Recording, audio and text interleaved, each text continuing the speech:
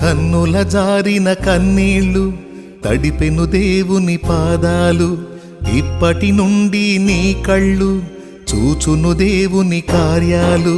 కన్నుల జారిన కన్నీళ్ళు తడిపెను దేవుని పాదాలు, ఇప్పటి నుండి నీ కళ్ళు చూచును దేవుని కార్యాలు.